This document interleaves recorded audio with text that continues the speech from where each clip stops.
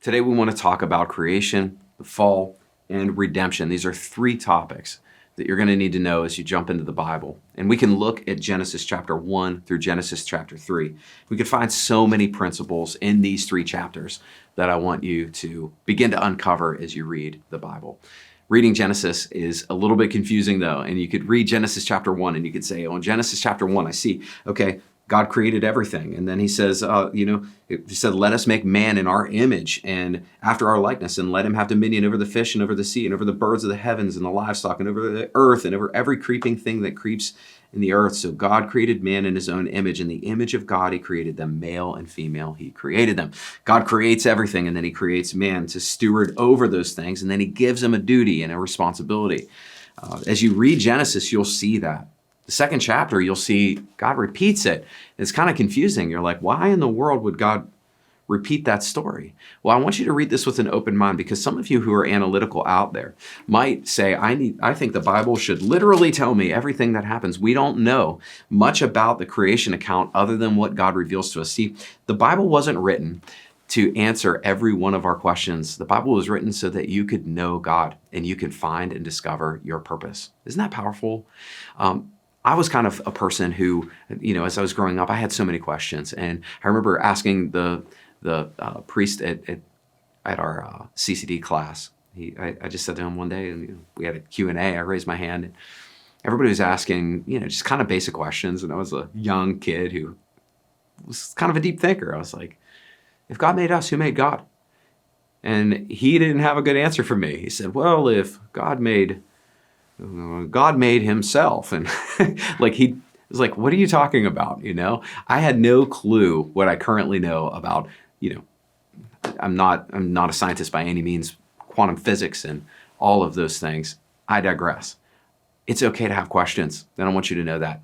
It's okay to look at Genesis chapter 1 and Genesis chapter 2 and wonder, could there be millions of years in between each verse? Could there have been a different creation at the very beginning at Genesis chapter 1 and Genesis chapter 2? But I recognize that not everybody's there right now. And we just have to understand what Genesis 1 through 3 really shows us. It shows us that God created man. God created man with a purpose. He wanted him to rule over all the earth and over every creeping thing. And then we see the imagery of a serpent that comes in. And the serpent comes in and deceives Adam and Eve. Actually deceives Eve, and Adam was there. Now, interestingly, you'll see this in Genesis chapter 3, that the serpent was crafty, and the serpent went to Eve. Adam was actually to lead his wife, and he was to show her that she wasn't to eat of that fruit, but they both did, and they fell. Now, there are great repercussions to this.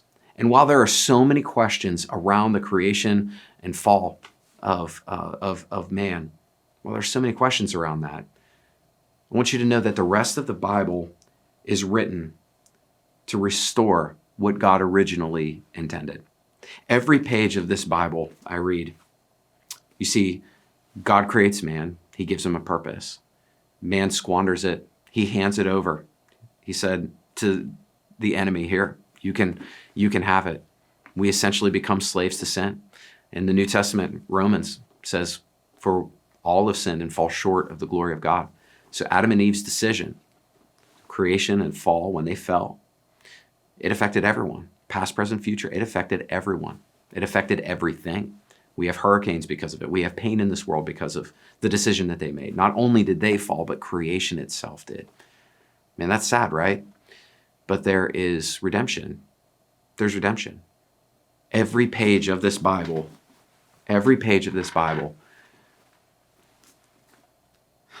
it points to what we call the proto-evangel that's in Genesis 3, chapter 15. God makes a promise that he's going to redeem. It's powerful.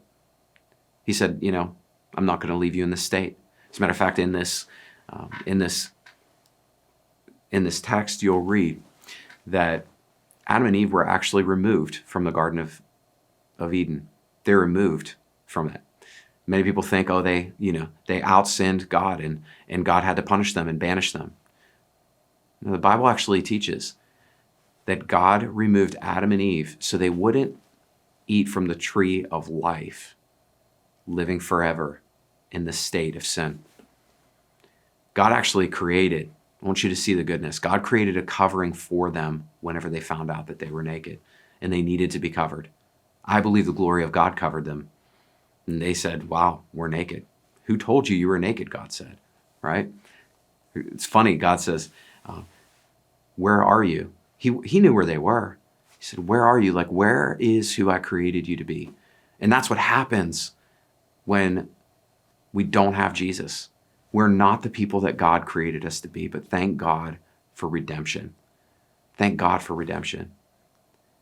See, Jesus Christ came 2,000 years ago to redeem us. The Bible teaches on redeeming. It's like a financial term. It means to buy back or to purchase back. So he came 2,000 years ago to purchase us back. And what did he do to purchase us back? Every page of this book points to the day where God will walk with us face to face again. It's called Restoring Eden. It's beautiful. What he did to purchase us back, he gave his own life to redeem us. He took the punishment of sin upon himself.